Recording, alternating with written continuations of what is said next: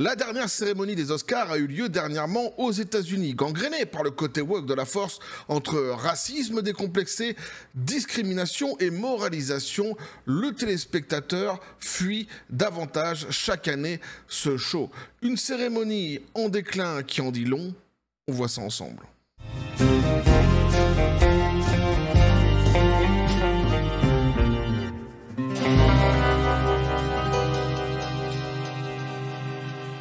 Et donc la cérémonie des Oscars qui est en déclin aux États-Unis, ouais, on le sait ça depuis quelques temps maintenant. Alors gangréné par le côté woke de la force, ça aussi, quelque part on le sait, mais il y a peut-être une petite lueur d'espoir dans ce paysage complètement bordélique. On va voir ça ensemble, petit café les copains.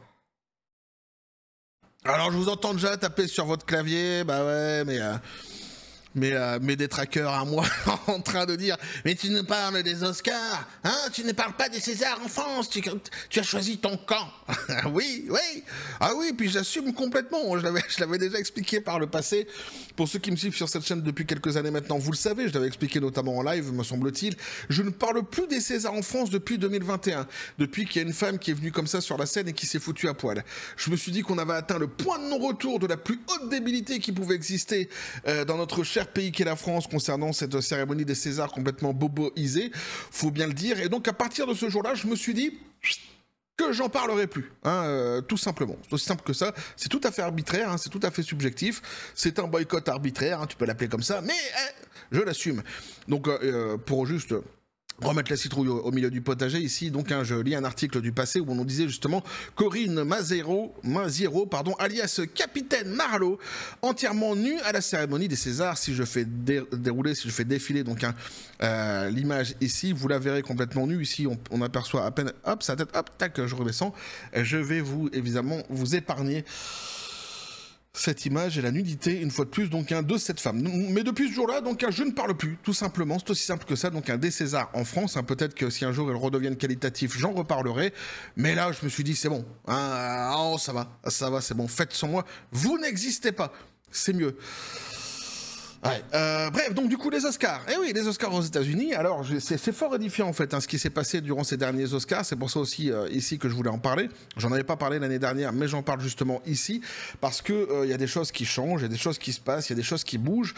J'ai chopé aussi la feuille de route, l'évangile selon Saint Woke, mais ici placardé en feuille de route de tout ce qu'il faut faire pour justement que cette cérémonie puisse avoir lieu dans les choix des prétendants, etc.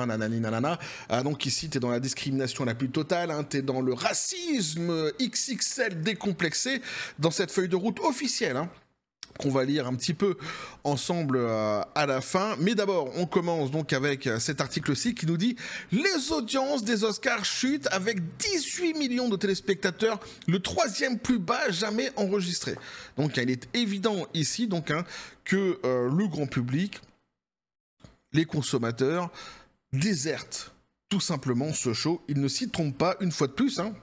Ah ouais, on peut appeler ça comme pour Disney et les boycotts qui se sont entrepris dernièrement sur toutes les productions qui étaient woke. Un boycott quelque part de cette émission, je ne sais pas. En tous les cas, on constate le désamour, le désintérêt du grand public concernant cette cérémonie. Sur un autre article, justement, on nous dit comment les Oscars 2025 ont utilisé des critères probablement illégaux pour empêcher la sélection de films, nous dit-on ici, donc un conservateur, pour le moins. Pour le moins, on est sur des choses qui flirtent grandement avec l'illégalité, surtout avec un racisme décomplexé, c'est juste dingue. Cette feuille de route de l'évangile selon Saint Woke qui est édifiante en réalité. C'est un truc de fou. Et on va d'abord commencer par un article qui, lui, justement, nous résume ce joyeux bordel de cette cérémonie 2025, succinctement, mais bien que ce soit succinct, c'est largement suffisant pour comprendre la débâcle, le bordel. Et la médiocrité du délire. Donc le déclin des Oscars, comment les normes oppressives de diversité d'Hollywood ont affaibli l'héritage. Donc autrefois symbole d'excellence cinématographique, les Oscars se sont détériorés et sont devenus une version diminuée de leur ancienne gloire. Une transformation accélérée par la mise en œuvre de la norme de diversité et d'inclusion. Ah ouais, le côté woke de la force, en 2024, toujours là, embusqué comme ça, tac, tapis dans les fougères, j'ai presque envie de dire quelque part, prêt à tout dézinguer sur son passage, à tout rendre médiocre, à tout rendre nul, à tout rendre moche. Ouais, c'est le wokisme. Alors déclenché donc par la manifestation du hashtag Oscar So White, ah c'est beau ça, de 2015 et 2016, ces changements visaient à remédier aux inégalités perçues, mais au contraire éroder le fondement basé sur le mérite qui définissait les récompenses, laissant la 97e cérémonie des Oscars qui s'est tenue le 2 mars 2025 comme un témoignage d'un héritage éclipsé par la politique identitaire. Donc on a fini avec l'idée justement de récompenser les gens sur leur mérite, sur la qualité de leur travail, et puis on a fini par justement les récompenser uniquement, nous dit-on ici, sur des critères de politique identitaire. Donc une fois de plus, ici il n'y a pas de problème, cette fameuse DEI, ou plutôt le côté woke de la force. Mais regardez-moi ce beau hashtag ici, Oscar So White. Oh, qu'est-ce que c'est magnifique, évidemment.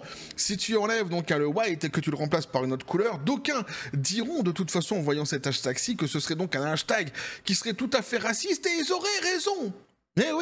Eh oui, puisque c'est le cas. Ici, ce qui est pointé du doigt, ce qui est mis en avant, c'est la couleur de peau, justement, des gens. Et c'est donc sur cela qu'ils sont attaqués. Donc, t'es dans le racisme total, sans aucun problème. Mais déjà, en 2015-2016, ça passait crème. Remarque, en 2015-2016, il y avait moins de gens comme moi qui parlaient justement du wokisme, puisque c'était les débuts, quelque part, du wokisme. Donc, il fallait attendre qu'une certaine équipe à l'international, que ce soit aux États-Unis, en France, jusqu'en Asie, se mettent en place justement contre le côté woke de la force pour venir épingler ce genre de choses. Si j'avais été donc à l'époque, mais si ma chaîne avait déjà existé et que si j'avais déjà été enclin donc à lutter contre le côté woke de la force à cette époque-ci, évidemment que j'aurais épinglé ce fameux hashtag que je fais du coup maintenant. En 2014, donc un sondage du Los Angeles Times a révélé que la base électorale de l'académie était composée de à 94% de blancs. Ah, c'est pas bien ça, 76% d'hommes et d'une moyenne d'âge de 63 ans, mettant en évidence un manque de diversité. C'est-à-dire que là, typiquement, en fait, qu'est-ce qui se passe? Eh bien, tu comptes dans une pièce, dans une salle, ici, donc dans une cérémonie, le nombre de blancs. Tu comptes les gens par leur couleur. Combien ici on a les blancs? Ça fait 94% quand même. Ça fait beaucoup de blancs. Et puis en plus, 76% d'hommes. Où sont les femmes? Ici. Et ils ont tous en plus 63 ans en moyenne d'âge. Qu'est-ce que c'est que ce délire? Ça correspond peut-être en fait au continent tout simplement américain qui a été créé à la base qui a été colonisé par les Occidentaux et donc qui a été créé in fine par la suite évidemment en globalité, en majorité par des Occidentaux. Donc forcément ceux qui se retrouvent à la tête des institutions d'Occident, ce sont majoritairement des Occidentaux. Et donc forcément des blancs pour le coup, et il n'y a absolument rien de choquant là-dedans. C'est comme si que tu serais choqué qu'au Vietnam, eh bien dans les cérémonies justement où on remet des prix, que ce soit pour des livres ou que ce soit pour des films, il y ait que des Asiatiques, que des Vietnamiens. Comment ça? Comment ça se fait que là, il n'y a que des Asiatiques de Vietnam au Vietnam? Ou alors c'est comme si tu allais au Sénégal et que tu disais pareil, tu vois, ils ont une cérémonie comme ça des Oscars ou des Césars ou je ne sais pas quoi, tu vois, une cérémonie sur laquelle ils remettent des prix sur les films de leur pays et que tu arrivais et tu comptais dans la salle combien il y a de noirs. Quoi? Comment ça se fait qu'au Sénégal, dans cette cérémonie, il y a autant de noirs? Peut-être parce qu'en fait, c'est leur pays à la base, faut leur la paix. Ils ont le droit d'être là, ils ont le droit d'exister en fait. Moi ce qui me choque c'est que tu sois choqué. Qu'est-ce que ça peut te foutre qu'il y ait 94% de blancs? Qu'est-ce que ça peut te foutre? T'es raciste à ce niveau-là quoi. Que ça en fait ça t'empêche de dormir. Ça t'offusque à ce point-là. Puis après tu te dis en plus de moyenne d'âge ils ont 63 ans. En fait ils sont expérimentés. Les Oscars c'est pas tout jeune non plus. Forcément, tu vois, au fur et à mesure, tu vois, avec le temps, t'as les anciens comme ça qui viennent et qui sont à la tête de ces institutions. Alors, t'as pas que des anciens, mais c'est normal que t'aies des anciens. Il y a quoi de choquant aussi là-dedans? C'est juste dingue, en vrai. Tu vois? Ah non, faut les remplacer, faut les dégager. Puis alors, c'est ce qu'ils vont faire, sans aucun problème. En réponse à cela, donc, l'Académie a imposé des critères d'inclusion pour l'éligibilité au prix du meilleur film d'ici la 96e cérémonie des Oscars, exigeant que les films répondant À 2 des 4 normes suivantes, diversité du casting, représentation de l'équipe, accès à l'industrie ou inclusion marketing, selon l'Annenberg Inclusion Initiative, donc ces mesures ont conduit à une augmentation de 19% de nominations féminines et 20% de nominations de non-blancs en 2024. Donc qu'est-ce qui s'est passé ici? Ben, ils ont fait le ménage. Ils ont fait le ménage. Ils ont regardé une fois de plus combien, ils savaient combien il y avait de blancs, donc ils n'avaient plus besoin de regarder. Ils ont juste, en fait, ils ont pris leur arc, leur flèche, et puis ils ont décoché des flèches. Toi là-bas, le blanc de quel âge déjà? 63 ans? Et t'es pile dans la moyenne tout de même. Hein. Dis donc, bon, je ne vais pas présumer de ton ressenti, donc je vais te demander sincèrement, es-tu un homme, es-tu une femme? Comment te ressens-tu aujourd'hui? Fais attention à ta réponse tout de même. Tu es un homme. Tu dégages. Tu dégages. Pourquoi? Parce que t'es blanc. Ah? Ah bah si, tu vas dégager, mais parce que t'es blanc, tout simplement. C'est du racisme total. C'est du racisme décomplexé XXL total. C'est un scandale en vrai. C'est un scandale. Tu fais ça sur n'importe quelle autre couleur, tout le monde dira, mais à raison en plus, que c'est du racisme. Les gens ils vont dire, mais tu peux pas faire ça. C'est quoi ce délire? Imagine demain, t'arrives dans un sport où tu considères qu'il y a trop de couleurs par rapport à une autre. T'arrives dans le basketball, par exemple. Alors, j'adore le basket, c'est mon sport préféré. Hein. Ne venez pas essayer de jouer là-dessus avec moi. Ouais, tu méprises le basket, c'est pour ça que tu dis ça. Non, non, non. C'est mon sport préféré, justement, et mon joueur préféré de tous les temps, évidemment. Mon idole, quelque part, celui à qui je voulais ressembler lorsque j'étais enfant, c'était Michael Jordan. Donc, il n'y a pas de souci là-dessus. Mais imaginons, justement, que ces mêmes gens arrivent comme ça dans ce sport et décident que, sur un terrain, il y ait trop de certaines couleurs et qu'il faille les remplacer. Ah, mais regardez, il y a combien de noirs dans cette équipe? Et combien il y a de blancs? Puis combien il y a de latinos? Tu vois un peu la débilité du délire?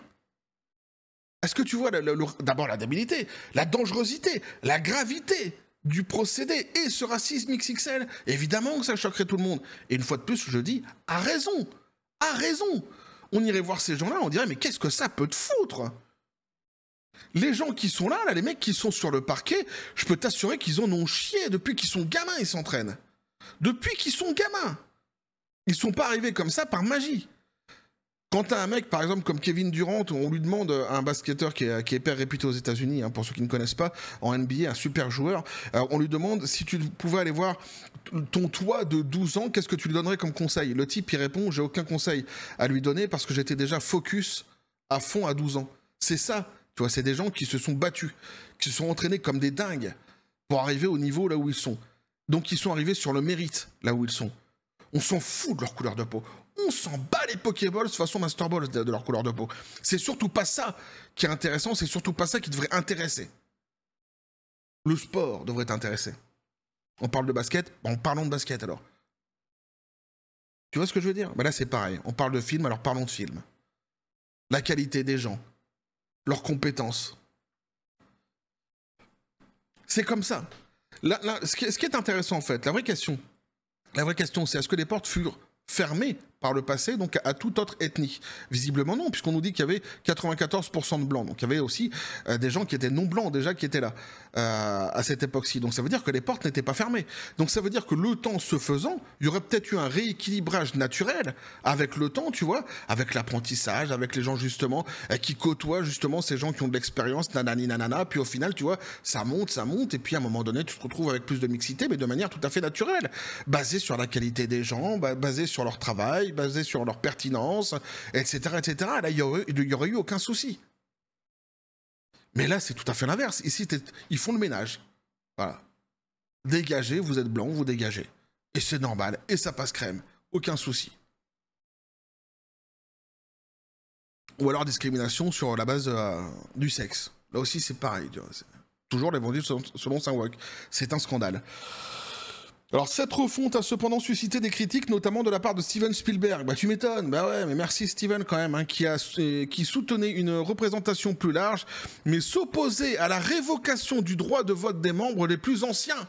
Eh oui, arguant que cela pénalisait injustement ceux qui avaient gagné leur place grâce à des décennies de contributions. C'est exactement ce que j'étais en train de dire, Steven. Bah voilà, on se rejoint là-dessus, pas de problème. Son avertissement donc s'est avéré juste. Plutôt que de renforcer l'équité, le nouveau système a remplacé le mérite par une focalisation rigide sur la démographie, imposant des jugements basés sur la race et le sexe qui inverse l'éthique originale de l'académie en un cadre où l'identité et non l'art règne en maître. Et alors qu'est-ce qui se passe?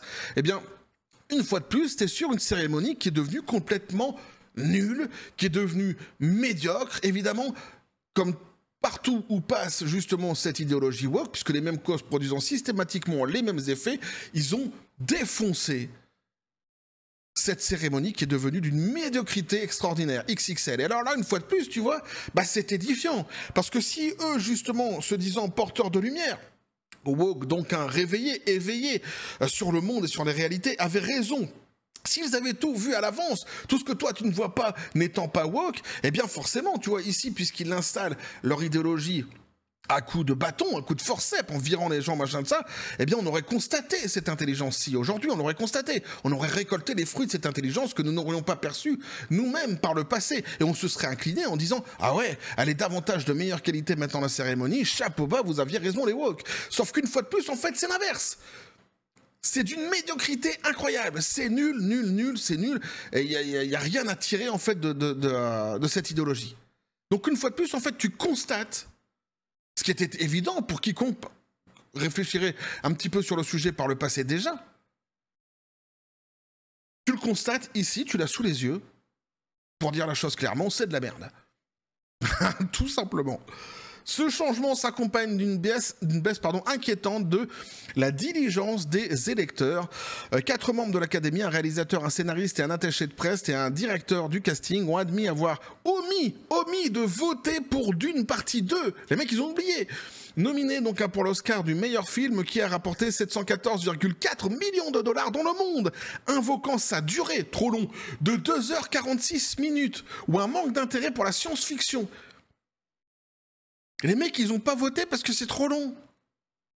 Ça dure combien de temps la pub? 2h46? Ah, ça fait long quand même pour une publicité. C'est un film. Un quoi? Un film. Et je suis pas là pour voter pour des publicités, moi? Non, t'es là pour voter pour des films. Et c'est quoi? Ça parle de quoi? De science-fiction. Ah, mais moi, la science-fiction, c'est pas mon truc. Moi, je suis plus comédie musicale, donc de toute façon. Mais franchement, c'est exactement ça. C'est fou, quoi. Mais c'est des malades, les mecs. C'est des malades. Putain, sans déconner, quoi. De tels oublis, bien que n'étant pas sans précédent, soulignent une érosion de la responsabilité au sein d'un groupe de plus de 9900 membres. Cette négligence s'étend également aux récompenses individuelles. Alors là, c'est génial. Ralph Fiennes, nommé pour le prix du meilleur acteur dans Conclave, a été ignoré par 2 votants qui pensaient à tort qu'il avait déjà gagné pour la liste de Schindler en 1993. C'est-à-dire qu'ils se sont même pas intéressés au boulot du type. Est-ce qu'il a bien joué? Est-ce qu'il mériterait son prix ou quoi? Ils se sont dit, dis donc, la Fiennes, là, il aurait pas gagné déjà en 1993? Si? Ouais? Bon. Eh ben non, tu l'auras pas. Bam! Ah, c'est comme ça que ça se passe ici. Tu l'as une fois, tu l'auras pas 2 fois. Rien à battre de savoir si t'es bon aujourd'hui et peut-être même meilleur que tu l'étais hier. Ça ne nous concerne pas. Ah si, c'est votre rôle normalement. Ta gueule. Ça ne nous concerne pas, te dis-je. Donc voilà, du coup on nous dit ici, il a été nominé mais a perdu donc face à Tommy Lee Jones. Pourtant, ils ont soutenu Adrien Brody pour donc The Brutalist et non pas The Buraliste, malgré donc sa précédente victoire pour Le Pianiste en 2003. Donc là, ils sont même pas cohérents avec eux-mêmes. C'est-à-dire qu'ils refusent un second prix à quelqu'un parce qu'ils disent qu'il a déjà gagné par le passé, mais en fait il n'a pas gagné, donc il aurait pu le gagner pour la première fois cette fois-ci. Mais à côté de ça, ils récompensent un type pour la 2e fois qui avait déjà gagné le prix en 2003. Tout va bien. Des génies. Ce genre d'incohérence donc montre que les électeurs ne font même pas leur travail correctement. Ils votent en fonction des perceptions approximatives de leurs propres idées au lieu de fouiller donc dans les catalogues des propositions qu'ils sont censés examiner. C'est un désastre aggravé par un système qui repose sur la conformité paresseuse et non sur la compétence. Prenez Emilia Pérez, un drame musical de 2024 qui a décroché 11 nominations, dont celle du meilleur film grâce à son casting diversifié et aux éloges des critiques. Donc lui, il a tout empoché. Ici, on nous dit 11 11 nominations, nous dit-on ici, uniquement faites sur la base donc de son inclusivité, sur le côté woke de la force. Mais on nous dit derrière, le public par contre, lui, ne l'a pas acheté. Le public n'a pas été voir justement cette fameuse production, complètement désertée donc, mais comme il répondait à tous les critères de diversité, les électeurs l'ont fait passer, non pas en raison de son mérite, mais en raison de son identité et de sa perception. Donc en fait, il est récompensé sur l'autel de l'idéologie woke. Point final.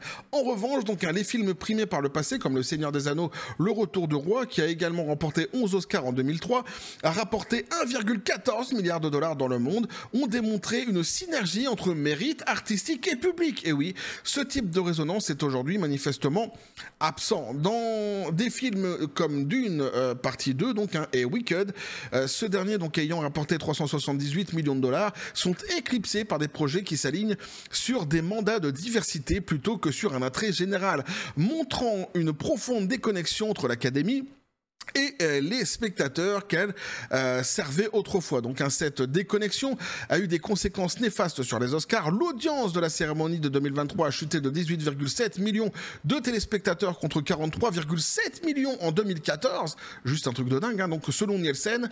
Et les projections pour 2025 indiquent une nouvelle baisse aussi des facteurs externes, comme les 12 Oscars remportés par Netflix depuis 2018 et l'essor de TikTok qui compte 1,5 milliard d'utilisateurs contribuent également à cette érosion. La fixation de l'Académie sur les quotas démographiques a indéniablement accéléré sa chute. De plus, les lacunes dans les normes permettant à des films comme Oppenheimer, avec son casting majoritairement blanc, d'être qualifiés grâce à la diversité de l'équipe, sapent toute prétention à leur réforme significative, exposant un système qui se plie aux détails techniques plutôt qu'à une véritable valeur artistique. Donc en gros, c'est incohérent même dans le fonctionnement en vrai.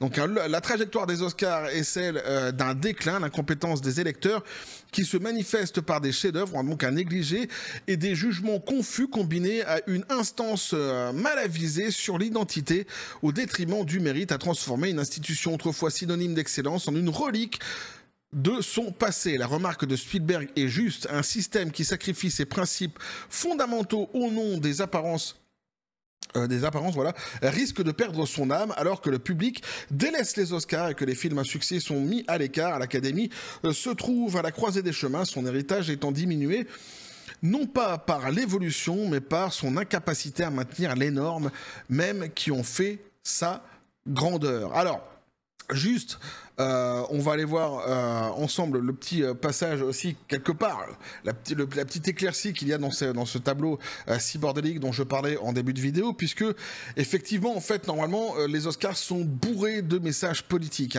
globalement, généralement. Mais, et oui, Trump se faisant l'ombre de Biff Tannen derrière, tu vois, ouais, ils sont courageux, mais pas trop, en fait, courage, fuyons surtout. Donc, il n'y a eu qu'une seule phrase politique qui a été balancée donc, durant cette cérémonie, qu'on doit à l'animateur Conan O'Brien d'ailleurs, qui a donc dit, O'Brien a fait une allusion indirecte au climat politique actuel en faisant allusion au film Anora qui suit la vie d'une travailleuse du sexe qui épouse le fils d'un oligarque russe. Après que le film ait remporté 2 prix, O'Brien a plaisanté en disant: déjà 2 victoires, je suppose que les Américains sont ravis de voir quelqu'un tenir enfin tête à un puissant russe. Voilà, évidemment c'est tellement fin, c'est tellement drôle, quoi. Bon. Mais bon, c'est la seule phrase, et du coup, on nous dit ici, donc, cette décision d'éviter les déclarations politiques vexantes sur scène pourrait être une preuve supplémentaire qu'Hollywood commence à peine à se rendre compte que les Américains en ont assez des remontrances de gauche et de l'anti-trumpisme farouche de l'industrie cinématographique. C'est aussi probablement la preuve que l'Académie espère mettre un terme à la chute des audiences dont souffre donc sa diffusion des Oscars depuis près d'une décennie. L'année dernière, par exemple, la cérémonie des Oscars était la 4e plus mauvaise de l'histoire et elle était truffée de diatribes de gauche. L'Académie espère clairement arrêter cette hémorragie. Donc ça, c'est vraiment pour le côté positif, quelque part, qu'on peut retirer de ces Oscars 2025, c'est que tout de même, on sent qu'il y a un courant qui est en train de souffler, qui est différent, qui est celui tout simplement qui est dû tout simplement à l'arrivée de Trump au pouvoir, Elon Musk, etc. aussi se faisant, puis le trio magique qu'ils ont mis en place là pour redresser Hollywood avec notamment dedans Sylvester Stallone et Mel Gibson. Donc tout ça, en fait, voilà, ça participe au fait que justement ces gens se calment un petit peu un petit peu hein, sur leur propagande habituelle et sur leur message politique. Donc voilà, ça peut être une source de motivation, et surtout quand on voit évidemment le nombre de téléspectateurs qui désertent ce show, là aussi on peut se dire que peut-être on reviendra, je l'espère en tous les cas, très rapidement à quelque chose de qualité. Quoi qu'il en soit, ici donc j'ai la feuille de route des Oscars que je mettrai une fois de plus, je pense, alors sur le Discord de la chaîne. Je le mets pas sur YouTube, je vais essayer de le faire au cas où ici, mais généralement je le mets plus tout simplement parce que YouTube ne m'autorise plus à mettre aucun lien sur ma chaîne. À chaque fois que j'en mets, je me fais ou striker ou alors il démonétise tout simplement mes vidéos parce que le bot YouTube en fait comprend pas que c'est des liens.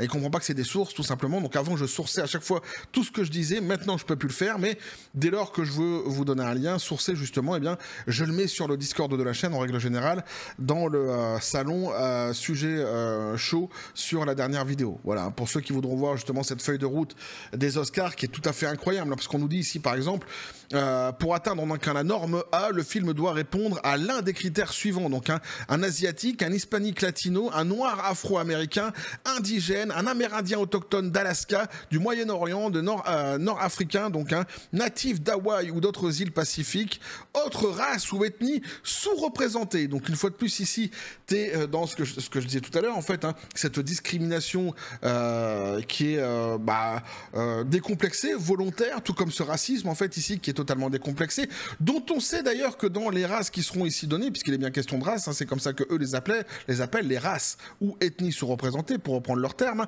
eh bien tous ne seront pas mis en avant. Ils vont faire ici une hiérarchisation des races, évidemment, qu'on connaît très bien, qui est basée sur le prisme des couleurs de peau. Voilà. Et c'est pareil sur tout, en fait, les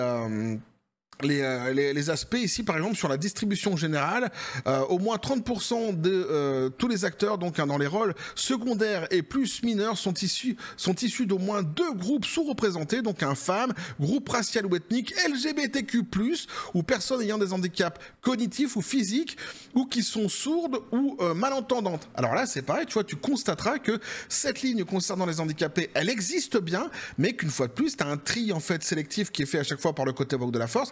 Et il ne parle jamais des handicapés.